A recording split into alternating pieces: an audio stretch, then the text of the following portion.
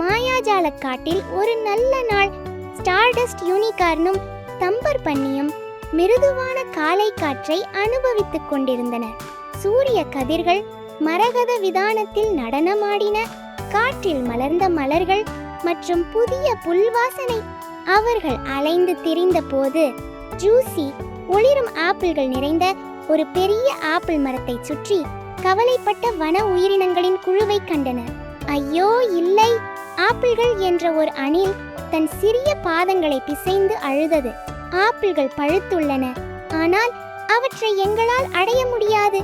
அவை மிகவும் நல்ல வாசனை. ஒரு சிறிய ரக்கூன் சிணுங்கியது. பழத்தை ஏக்கத்துடன் பார்த்தது.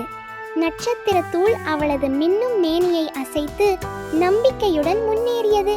கவலைப்படாதே நண்பர்களே, தம்பரும் நானும் அந்த ஆப்பிள்களை பெற உங்களுக்கு உதவுவோம்.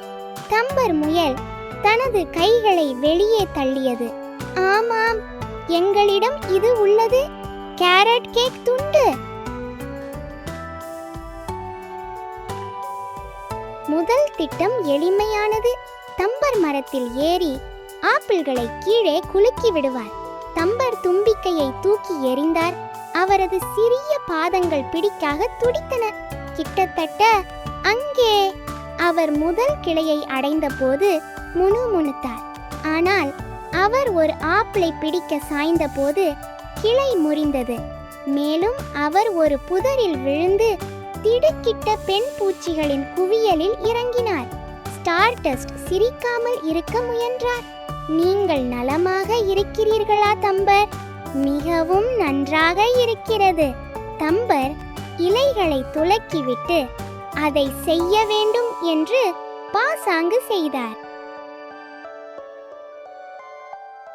பறக்கும் திட்டம் அடுத்து ஸ்டார்டஸ்ட் தனது மந்திரத்தை பயன்படுத்தி விலங்குகளை மரத்தில் தூக்க முடிவு செய்தார். அவள் ஒளிரும் கொம்பை மையப்படுத்தி ஜாதிக்காயை மெதுவாக தூக்கினாள். அவள் மேலே மிதக்கும் போது உற்சாகத்துடன் சத்தமிட்டாள். ஆனால் ஜாதிக்காய் மிகவும் கவனத்தை சிதறடித்தது. குறிப்பாக பளபளப்பான ஆப்பிளை அடைய முயற்சித்தது. அவள் கட்டுப்பாட்டை இழந்து அருகில் உள்ள வைக்கோல் குவியலில் இறங்கினாள். நான் நன்றாக இருக்கிறேன்.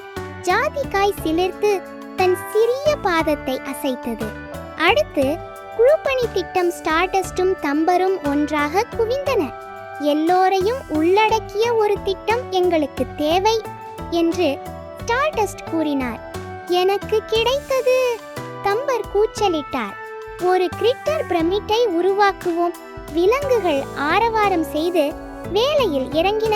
முயல்கள் அடித்தளத்தை உருவாக்கியது.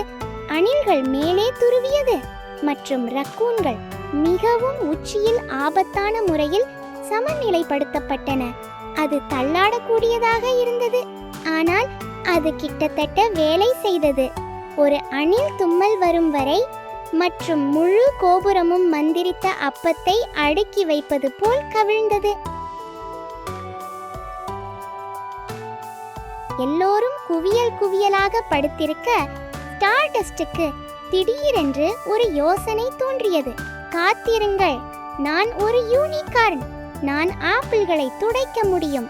ஸ்டார்டஸ்ட் தன் கொம்பை மரத்தை குறிவைத்து ஒரு மென்மையான பிரகாசமாக வெடித்தது. ஆப்பிள்கள் ஒளிர்ந்தன. பின்னர் சிறிய ஒளிரும் பாராசூட்டுகள் போல மெதுவாக மிதந்து விலங்குகள் கொண்டு வந்த கூடைகளில் சரியாக இறங்கியது. ஏய் ஸ்டார்டஸ்ட், நீங்கள் அற்புதமானவர்! ஜாதிக்காய் ஆரவாரம் செய்தது. வன உயிரினங்கள் ஆப்பிள்களை தோண்டி ஆரவாரம் செய்தன. ஸ்டார்டஸ்ட் தனது மந்திரத்தை பயன்படுத்தி அவற்றை சரியான துண்டுகளாக வெட்டினார். மேலும் தம்பர் ஆப்பிள் துண்டுகளை அவரது வாயில் இறங்கும் வரை ஏமாற்றி காட்டினார். சில நேரங்களில் சிறந்த மந்திரம் ஒரு சிறிய படைப்பாற்றல் மற்றும் நிறைய குழுப்பணி மட்டுமே.